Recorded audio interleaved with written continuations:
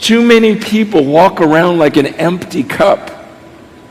And they're like wanting something from you. They're unfulfilled. They're unfilled.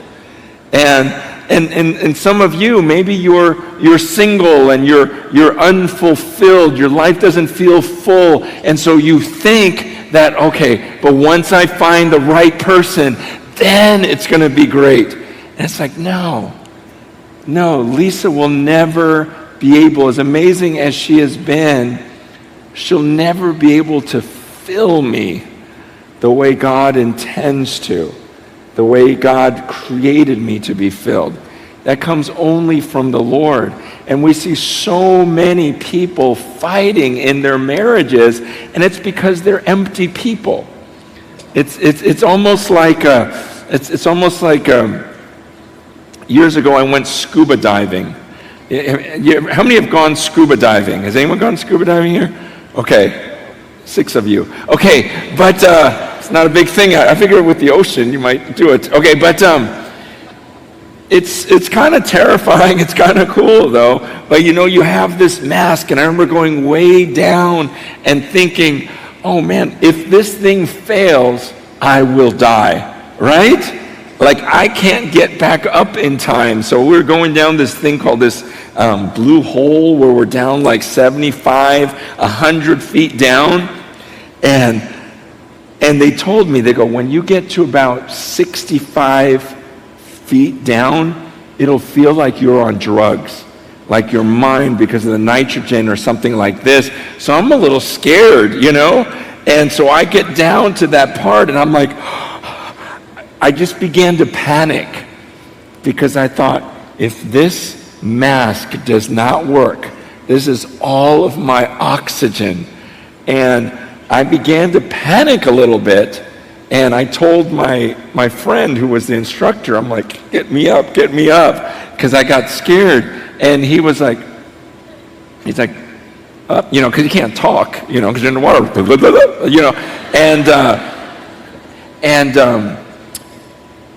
I was like, wait. And I just relaxed, and I thought, no, you know what, Lord? Even when I'm above water, I'm dependent on you to breathe every second. So it doesn't matter that I'm 100 feet underwater right now. I'm okay. And I told the instructor, let's keep going down. Let's go down. But I think about that oxygen tank and how dependent I am on it.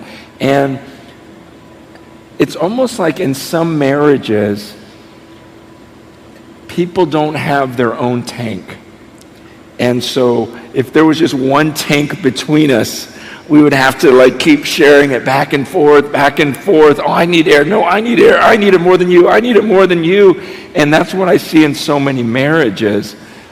But if you both have your own tank, if you're both filled from the Lord, and you have your own air supply, your life supply, then you just swim together.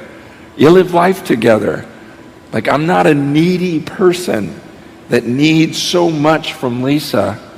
And in the same way, she's not this needy woman that just depends on me for all of her security and everything else. It's like, we're good before the Lord. We love the Lord.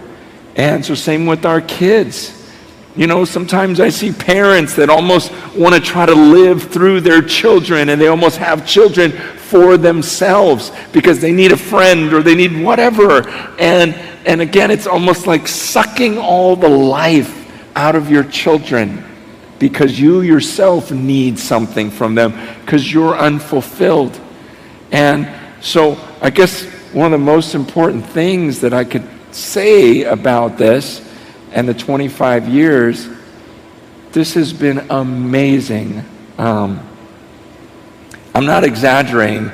Until meeting Peter and Deanna, I really thought there's no family like ours in the world. We've got, then I meet them, I'm like, oh wow, this is weird. They're actually really cool, and their whole family and everything. So it's a very special thing I think the Lord is doing here with that model and with that example we feel very much the same way, where our children are involved with us in ministry and so full of life, and there's so much joy.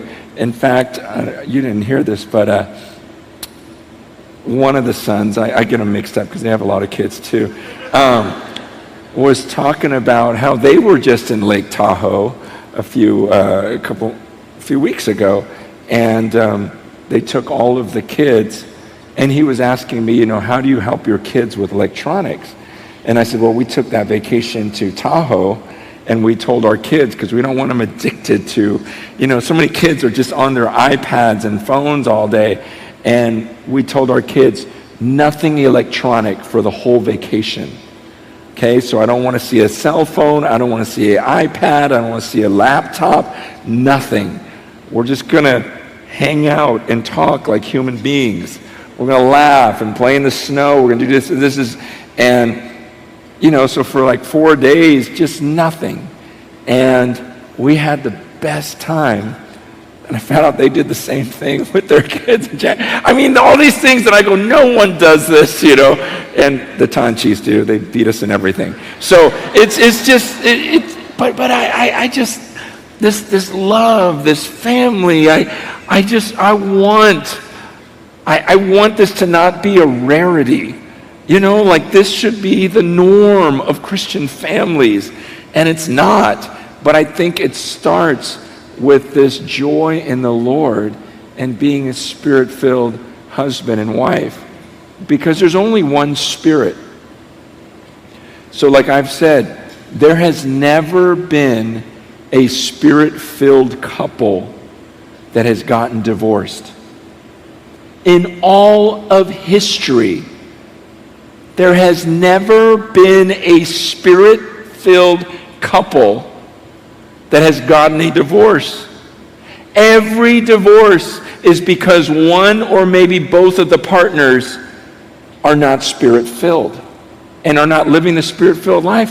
Why? Because there's only one Spirit. And so if I am seeking that one Spirit and Lisa is seeking that one Spirit, guess what? We're going to come to the same conclusions. It's those times when one of us is acting in the flesh and just thinking about ourselves rather than what he wants, that everything falls apart. One last thought, and then I'm going to have her share, is so I'm 51. And last year, I had a 50th birthday party, but I told my wife, I hate parties. Like, I don't want any parties for me, But for my 50th, I go, here's what I want to do. I would like to gather people together to pray. And as my birthday present, can we just ask people to fast that day for me, and just pray for me all day. And I say, pray that this next season of my life, I'll grow so close to Jesus, and pray that during this next phase of my life, I would really hear from him and where he's directing me in ministry. Like, this would be the greatest present to me. This would be the greatest party, is if people could just come and lay hands on me and pray for me. So that's what we did for our 50th, for my 50th. She's not 50 yet, obviously. She's still only 25. And, as they prayed for me and everything else, it was a wonderful time just having my children lay hands on me and pray for me, and my friends there praying for the power of the Spirit in my life for the next season of life. But one of my friends afterwards, he's about 35 years old, he told me, he goes, your 50th birthday was so powerful. He goes, I decided at your 50th birthday that's what I want to be when I'm 50. He goes, I want to be you when I'm 50 years old. That's my goal. And I said to him, I go, man, I'm flattered. That's I'm honored by that. I go, here's the problem. You're not making the same decisions I made when I was 35. So you're not going to be like me when you're 50. The choices you make now. You can't just say, oh, when I'm 49, then I'll be like Francis was when he's 50 and I'll put... No, you have to make the decisions now. You make the choices now. You don't just become this, 50-year-old with this great family and everyone's loving the Lord because you flipped a switch at 49. No, it's a lifetime of decisions. And so some of you that are earlier on in marriage were hoping that you would make some of those decisions that people never told us about. And people didn't. That's why we wrote our book, You and Me Forever, because I thought no one talks about this stuff. They're not thinking about eternity. They're not thinking about how if you read the Bible, if you just read everything that Jesus said about family, I think you'd be shocked. I mean, do it sometime. Go through the New Testament and write down, just go through the Gospels and write down every time Jesus mentions family. I think you'll be surprised what he says. Compare that to what you'll find in the normal Christian bookstore about marriage. Because Jesus wasn't all about, family first, safety first, take care of this. No, his words were more, if anyone loves their wife or kids more than they love me, they're not worthy to be my disciple. Unless you hate your father, mother, wife, you're not worthy to be my disciple. He was explaining, look, in heaven, there's no marriage. This is a brief thing here. So marriage is sacred. It's beautiful. It's amazing. It's created by God. But he also explains it needs to take its rightful place. That as much as I love my wife, as much as I love my kids, my walk with the Lord is far above that. And that's what makes the marriage wonderful. It's the byproduct of knowing him.